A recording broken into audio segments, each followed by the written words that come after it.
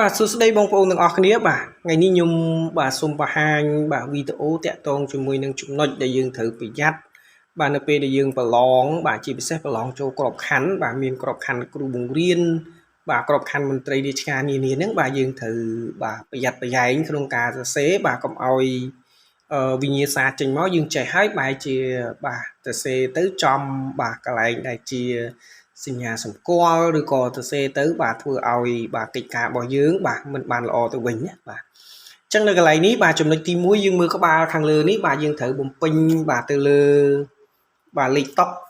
បាទលេខតុនេះយើងបំពេញមកបាទលេខបន្ទប់លេខតុនេះបាទបំពេញឲ្យអស់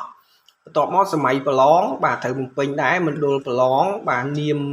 បាទខ្លួននាមតកូលហ្នឹងបាទថ្ងៃខែឆ្នាំកំណើត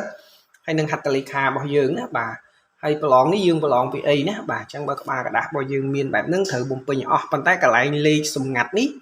បាទគឺយើងអត់មានពាក់ព័ន្ធទេណាបាទកន្លែងលេខសម្ងាត់នេះបាទគឺហាមបំពេញណាបាទអញ្ចឹងខ្ញុំដាក់សញ្ញាខ្វែងនេះបាទគឺយើងមិនបំពេញទេលេខសម្ងាត់នេះណាបាទហើយកន្លែងវិញ្ញាសានេះបាទគឺត្រូវបំពេញនេះគ្នាយើងប្រឡងវិញ្ញាសាអីបំពេញវិញ្ញាសាហ្នឹងមកណាបាទឧទាហរណ៍ថាយើងប្រឡងបាទទៅលើបាទវប្បធម៌ទូទៅអញ្ចឹងវិញ្ញាសាវប្បធម៌ទូទៅបាទទៅសេពាក្យបាទវប្បធម៌ទូទៅមកទៅសេឲ្យដូចជាមួយនឹងបាទវិញ្ញាសាដែលបាទគណៈកម្មការអនុរិយគាត់បានចែកមកហ្នឹងបាទយើងទៅសេបាទឲ្យដូចអ្វីដែលគាត់ចែកមកចឹងទៅណាបាទនៅក្នុងក្បាល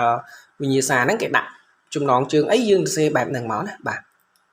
ហើយចំណុចទី2ដែលខ្ញុំចង់បញ្ជាក់នោះបាទយើងបំពេញក្បាលกระดาษរួចហើយបាទអ្វីដែលយើងត្រូវកំណត់ចំណាំមួយទៀតនោះគឺកាឡារបស់យើងនេះយើងមើលមានកាឡាទី1បាទទី2ទី3រហូតដល់បន្ទាត់ចុងក្រោមនេះបាទគឺយើងទៅសេហាមរំលងណាបាទយើងកុំរំលងកាឡាឲ្យសោះណាបាទអត់មានទៅសេនៅបន្ទាត់ទី1ហើយរំលងមកបន្ទាត់ទី3ទី4នេះគឺអត់ទេណាបាទយើងកុំរំលងឲ្យសោះណាបាទហើយការសរសេររបស់យើងគឺកុំឲ្យហួសនេះកុំឲ្យហួសធ្លាយមកផុតអាអត់គេអត់ដាក់កាឡានេះណាបាទកុំឲ្យហួសមកនឹងឲ្យសោះ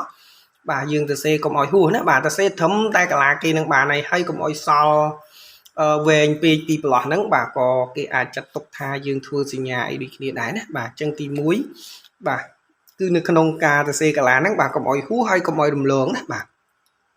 ហើយទី2បាទក្នុងការសរសេររបស់យើងនេះបាទយើងត្រូវបង់លេខបាទអធសំណួររបស់យើងសរសេរលេខ1មុនអញ្ចឹងបង់លេខ1អញ្ចឹងមកបាទហើយសរសេរទៅណាបាទឧទាហរណ៍លេខ1ណាបាទពាក់ព័ន្ធជាមួយនឹងសកម្មភាពអីដែលយើងចង់ឆ្លើយឧទាហរណ៍ថាគេសួរថាប្រព័ន្ធសេដ្ឋកិច្ចមានប្រមាណបាទស្អីទៅនិយមន័យកណន័យអញ្ចឹងយើងសរសេរមកណាបាទកណន័យគឺជាអីចឹងមកណាបាទតែសរសេរកុំឲ្យធ្លាក់មកអញ្ចឹងណាបាទដោយសារនេះខ្ញុំសរសេរនៅក្នុងកុំព្យូទ័របាទវារៀងធ្លាក់បន្តិចណាបាទអញ្ចឹងសរសេរឲ្យស្មើដូចបន្ទាត់កាឡាសភៅរបស់យើងអញ្ចឹងណាបាទសរសេរអញ្ចឹងមកឲ្យមកដល់បាទមកដល់ត្រឹមចុងនេះបាទតែកុំហៀដល់នេះណាបាទហាមហៀដល់នេះបាទតបមកចូលបន្ទាត់មកយើងសរសេរទៀតទៅប៉ុន្តែកុំឲ្យឆ្ងាយពីអាបន្ទាត់បាទអាបន្ទាត់គេគូសនេះហើយក៏កុំឲ្យធ្លាយចេញមកខាងនេះក៏អត់ដែរណាបាទអញ្ចឹងសរសេរត្រឹមតែមកល្មមប៉ុណ្ណឹងមកសរសេរចប់ដល់សំណួរទី2ក៏យើងអស់ចម្លើយឲ្យហាមរំលងទៀតណាបាទដាក់លេខ2នៅអញ្ចឹងមកបាទកុំរំលងណាបាទអញ្ចឹងកាឡានេះគឺយើងអត់ត្រូវរំលងយ៉ាងណាគឺសរសេរឲ្យអស់កាឡាហ្នឹងហើយចប់ទំព័រទី1រហូតដល់ចុងក្រោមនេះដល់ពេលយើងចូលទៅទំព័រទី2ណាបាទយើងបើកមកឃើញទំព័រទី2អញ្ចឹងទំព័រទី2ដូចគ្នាដែរហាមសរសេរនៅអាកន្លែងគីគូខ្វែងខាងលើនេះបាទយើងអត់សរសេរទេហើយខាងក្រៅនេះបាទក៏អត់ត្រូវសរសេរដែរណាបាទហើយខាងក្រោមនេះក៏អត់អាចធ្លាយមកដល់ក្រោមនេះដែរណាបាទអញ្ចឹងយើងអត់ត្រូវសរសេរទេហើយនេះក៏ដូចគ្នាអញ្ចឹងដែរអត់ឲ្យហួសទេណាបាទហើយអាលើនេះបាទសរសេរត្រឹមនេះមកបានណាបាទសរសេរត្រឹមនឹងមកណាបាទអញ្ចឹងយើងសរសេរបាទត្រឹមនឹងមកណាបាទសរសេររហូតតាមបន្ទាត់មួយនឹងមកកុំរំលងឲ្យសោះណាបាទដល់ទំព័រទី3ដូចគ្នាចឹងដែរបាទទំព័រទី4របស់យើងដូចគ្នាចឹងដែរណាបាទអញ្ចឹងយើងសរសេរបែបហ្នឹងទៅកិច្ចការរបស់យើងមានរបៀបហើយមួយទៀតករណីយើងសរសេរខុសលុបណាបាទឧទាហរណ៍ថាយើងសរសេរមកណាបាទសេដ្ឋកិច្ចណាបាទសេដ្ឋកិច្ចតែករណីនេះយើងអត់ត្រូវរំលងកាឡាចឹងទេឧទាហរណ៍យើងសេដ្ឋកិច្ចចឹងយើងថែមច2ដងចេះចឹងលុបយើងកុំព្យាយាមលុបឲ្យកវិញកម្រាមយើងគ្រាន់តែឆូតបន្តិចប៉ុណ្ណឹងទៅបានហើយបង្ហាញតែយើងលុបហើយយើងទៅសេតទៀតទៅកុំឲ្យកិច្ចការយើងមើលទៅ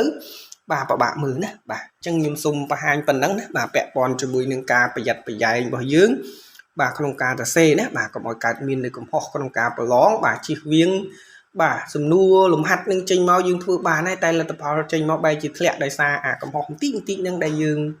បាទអាចធ្វើឲ្យយើងបរាជ័យណាបាទអញ្ចឹងខ្ញុំសូម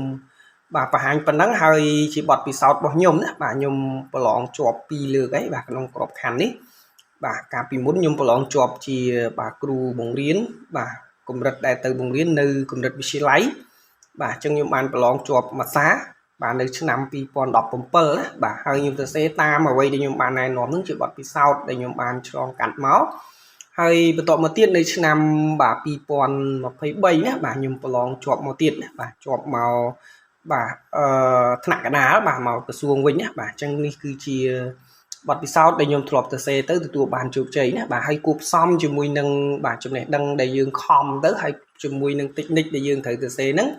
បាទអញ្ចឹងវាគួបផ្សំដែរធ្វើឲ្យយើងទទួលបានជោគជ័យដែរណាបាទអញ្ចឹងនៅក្នុងវីដេអូនេះ